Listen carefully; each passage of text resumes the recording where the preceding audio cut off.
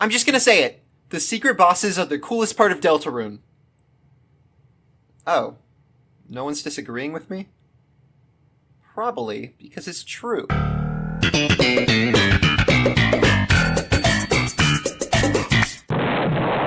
I mean, Toby Fox characters were written specifically to be mysterious, which have the hardest and coolest boss fights, utilizing the special heart colors, with lore implications about Gaster, meta-knowledge about being inside a game, all with a carnival motif?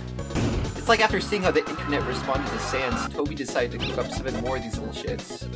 If they were a food, they'd be these sugar cookies. They're so good that in the time I just said that, I finished the whole box. God, so good. To tide me over till we get more of them, I've decided to take it upon myself to cook up what we could be seeing in these future chapters, and I feel really proud of the results. I made 3 new secret bosses, and I think coincidentally, they fit for chapter 3, 4, and 5 respectively. But before we get to that, I think it's important to outline what traits I think every secret boss is going to share, because with only 2 real examples, it's hard to see a perfect through line as of now. For the sake of data, I'm also going to throw Sham in there, because I think he's probably going to be the final secret boss. My rules are that they have to be based off a rejected item, know they're in a game, bear some resemblance to Gaster, their boss fight has to pay some homage to a carnival ride, and they have to be asymmetrical. There are other patterns people have found, but I find a couple of them to be questionable, so I'm just going to stick with these ones. This one's exciting because there's a lot of possibilities it could be. There's the How to Draw Dragons book, but I wouldn't call that a discarded item. Clearly that book is very loved. There's the dinosaur Azrael threw off the cliff, which yes, would be very fun, but I don't think the secret boss will be solely hinged from the idea of a Yoshi reference. There's a really strong candidate in Asgore's Thrown Out Flowers. It could tie in perfectly to the juicy family drama that's probably going to be in the forefront of this chapter, being a perfect symbol to encapsulate Chris's parents' relationship. My problem is that it's optional if you want to give Toriel the flowers in Chapter 1. It feels cheap gatekeeping the Chapter 3 secret boss from players who didn't make this small choice all the way back in Chapter 1. Which means the secret boss could only be based off of one thing... Cowboys! Yeah, the cancelled cowboy segment is a little too sus for me. I think it's important as a community to believe it when the creator states something about their game. I've seen it one too many times where if the creator's labeled a troll, then you have to take literally everything they say as some clue into the deeper meaning of their game. But it seems pretty clear to me through Toby's word choice that this is meant to be read as unserious. Plus all the friends that have been inside people recently. During the chapter, Mike the head of the network puts the fun gang through all sorts of television scenarios. They spoof reality TV, horror flicks, they even do kaiju. But each time, Stark tries inserting himself in, making up roles for himself, trying to win back Mike's approval. Stark used to be the star of the network, with his cowboy show doing particularly well, having a very close relationship with Mike, being director and movie star. And maybe something else. But through some unseen event, Mike now wants nothing to do with Stark anymore. After the 3rd interruption, Mike loses it, booting Stark out of the film lot. And that's the last time you're required to see him. If you choose, you can do a series of fetch quests and puzzles to get yourself outside of Tenna's film lot, where there you'll see Stark. When he sees you followed him, he loses it. He tells you that everything was ruined due to that little voice. That's how he lost his job. The voice had told him things. Things Stark didn't want to hear. Things that had made Stark lock up, not able to perform. And right now, that voice is screaming. That's when the fight starts.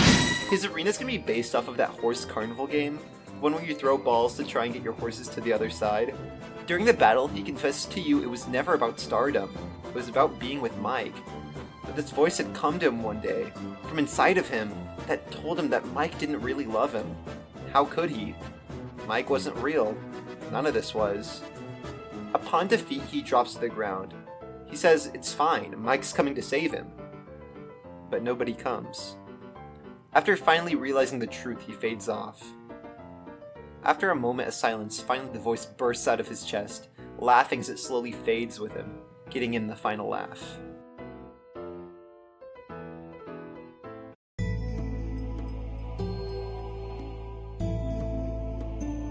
For this secret boss, I really wanted to make something based off of the potential of the Church Dark World. I'm not religious, but all the imagery we see in Deltarune tickles my brain in a certain way. But I don't think it will be based on the church alone, much like how Chapter 3 is going to be a TV Dark World and the Dreamer's House will only complement the theming. So I decided to throw in Noelle's game cartridge in the mix so we could get a video game chapter. Combining these two seems straight up this game's alley.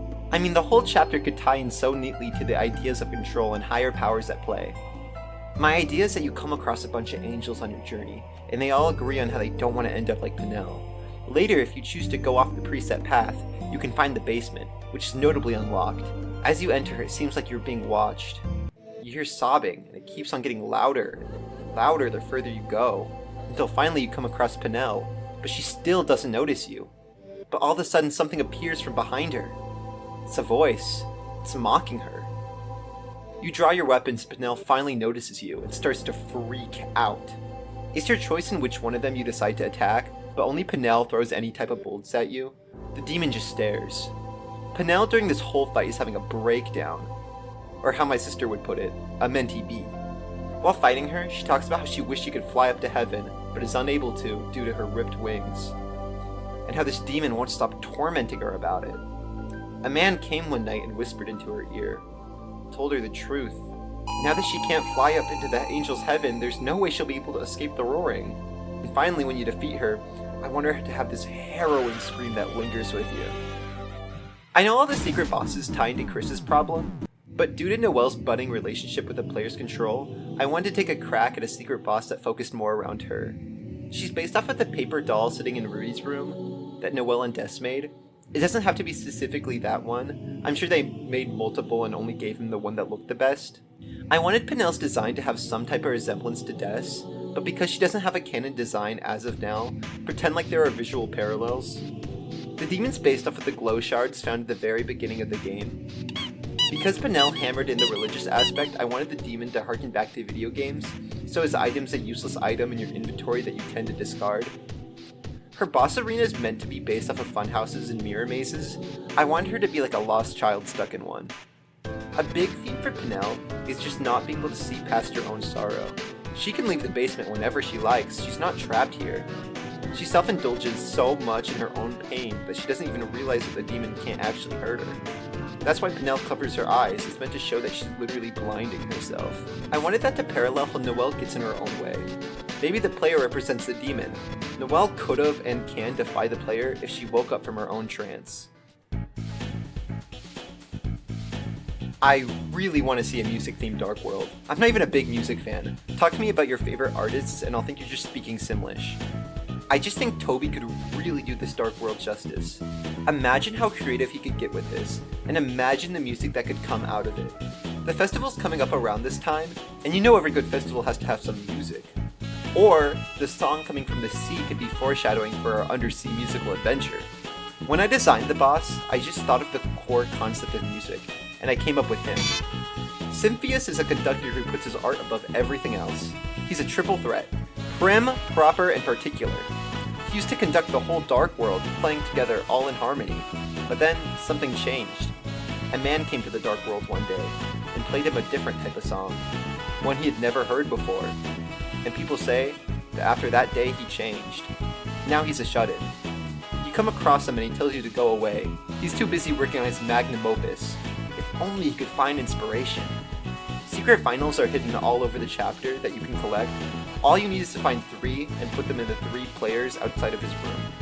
Once this happens, he'll open up saying he finally feels inspired. Each vinyl hidden around the chapter is a different genre of music, which correlates to different sets of bullet patterns. You're basically making your own boss fight, picking and choosing which bullet patterns you want to do in what order.